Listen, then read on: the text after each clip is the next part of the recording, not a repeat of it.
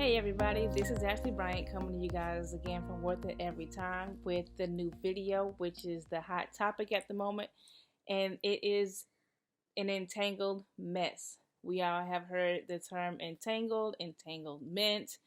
Unless you've been living under a rock, you know exactly what I'm talking about.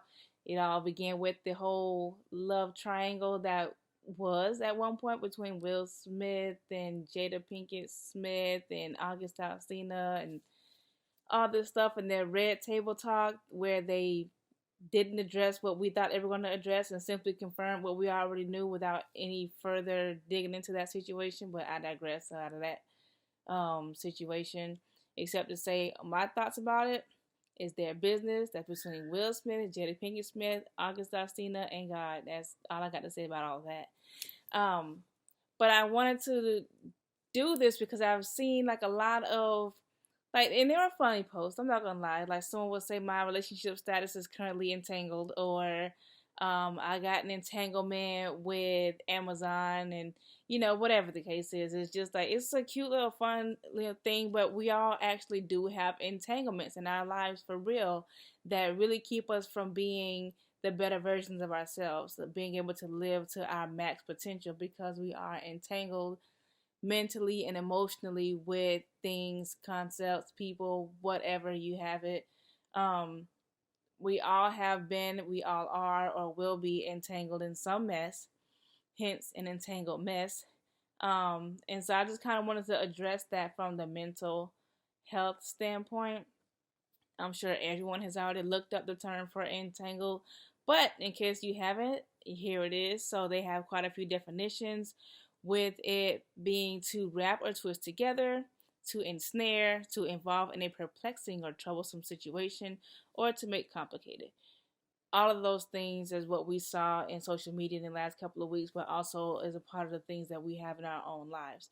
And I feel that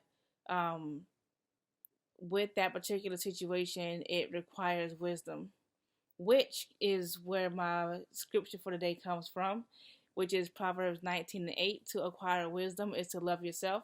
People who cherish understanding will prosper.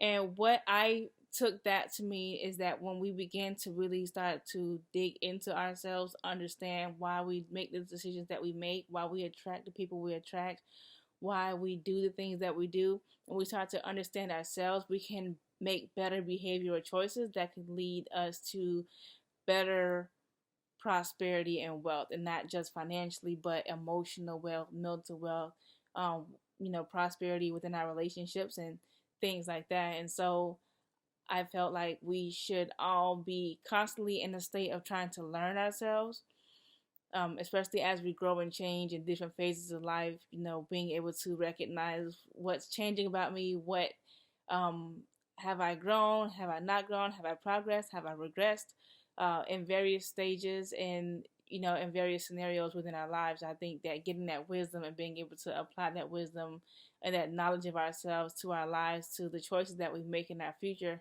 will greatly help. So that's that little Bible nugget. But the first thing I think that we get entangled in is our past relationships, past events, past hurts, past dramas, past accomplishments that we can't seem to get over. I've seen it all in the movies and all of that stuff. And there's this great meme that I've seen online. I don't know who started it. I don't know who created it or whatnot, but it's a Lion King meme. And it's that scene where the little wise monkey guy hits the older version of Simba, and he's like, ow, that hurts. And he's like, it doesn't matter. He said, yeah, but it still hurts. He said, well, that's in the past. And then the little monkey guy says, the past can hurt, but the way I see it, you either run from it or you learn from it. And that is such a true statement. Like, the past is in the past. We have to accept it as the past. We have to accept whatever happened to us as just a fact of our lives. And I say that all the time, accepting our past just as though it's a fact of life. Like, we accept that the sky is blue and it's blue. We accept that our past happened and it did as a fact. And then we need to choose what we want to do with it. We can either run from it or we can, learn from it. It's like people when, you hold on to a particular relationship. So let's say, you're in a new relationship now, but you're constantly comparing your current partner to your past partner. Now, either that was a really horrible relationship and you're glad you got out of it, yet you're comparing your current partner to those standards and you're treating your current partner as though he's that person, and so you're dragging your past into your current, and it's going to ruin your future. And if that relationship was so horrible to begin with, then you should want to drop that relationship. Of course, learn from it, learn the lesson that you need to learn from it, and apply the lessons, while at the same time being able to drop the negative so that you're not bringing that to sabotage your future. But at the same time, you have those people who they can't seem to get over that past person and everything. They're still comparing the current boyfriend or girlfriend or life partner or whatever to the last person because they were just so great or whatnot. Well, if they were, you should still be with them and stop comparing who you're with now to that particular person. We have traumatic events, sexual molestations, physical, emotional, verbal abuse in your past. And, you carry that pain around rather than dealing with it. And as a result, you can't trust people. Your social relationships are out of whack. You can't hold a job down. And again, it's just being able to acknowledge those emotions and those thoughts that came with those situations in your past, being able to process and experience those emotions, and then being able to let that past go so that your future is clear for you, and when you're making clear decisions as a result of letting go of that hurt and that anger. The next thing I think that we are entangled with that keep us from being prosperous and being the better version of ourselves is toxic thoughts. Thoughts where we're constantly comparing ourselves to other people. We want what the other person has. We think negatively about ourselves instead of looking at all the great attributes that we have and everything that we have to offer the world. We constantly focus on the things that we don't have to offer the world, the things that don't make us look like Beyonce or J Lo, or have the athletic ability of Serena Williams, or the vocal ability of whoever. We hold these toxic thoughts, and then they end up being something that we internalize and we speak to ourselves. And so as a result, you run around and you're thinking that I'm worthless, my life is valueless, no one likes me. All kinds of things that I've heard people say about themselves, about situations. And one way that we can combat that is to examine the thought itself. Just like I said a moment ago, nobody likes me. Really, absolutely nobody likes me. Being able to find the untruth in that thought and hold on to what is actually true. So whether it might not be the group of people that you want to like you, but someone does like you, someone does value you, someone does appreciate you. You may not, look like Beyonce or whatnot, but you look like you, and you were created to look like you, and there's good in looking like you. Whatever those good features are, stand on those features and flaunt those features to the world, and try to gain that confidence that allows you to hold your head up and go into the world being yourself unapologetically, and living your life according to who you are and not according to what society wants you to be or who they want you to be. The last thing I think that I want to kind of go over is the negative emotions that we kind of entangled ourselves with. There are so many people that are in jail as a result of not being able to, capture or tame their anger.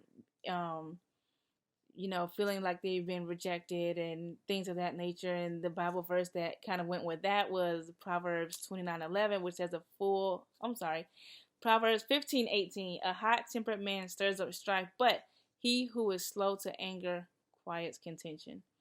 And it's not just the anger, it's the rejection, the depression, and all of those things. They're all negative emotions. They all can snowball really quickly and take us with them. They all can knock us on our butts and we can't get back up.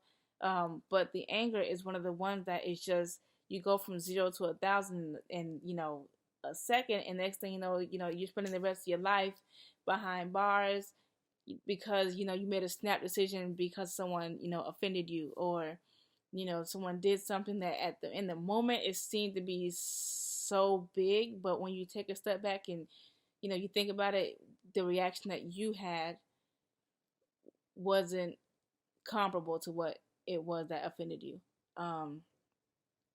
jealousy is a huge emotion that causes a lot of problems, wanting what the other person has. And that also stems from those thoughts of, what I have, and not being able to appreciate the things that you do have and wanting what someone else has and things of that nature. But our past, our thoughts, and our emotions, those are some things that if we entangle them the wrong way, that we can end up messing up our lives and messing up relationships and truly regretting those things. So if we could just detangle ourselves from some of those things, I think we'd all be a little bit better for that experience. So as always, like this video, subscribe, please share in the comments things that you might want to be detangled from, or the things that you're struggling with. What are you entangled with? What are some mental things, or even spiritual things that you might be entangled with? And find out how can you get help, if not from a therapist like myself, someone else that you trust that can give you good advice on how to deal with those things. But until next time, love all.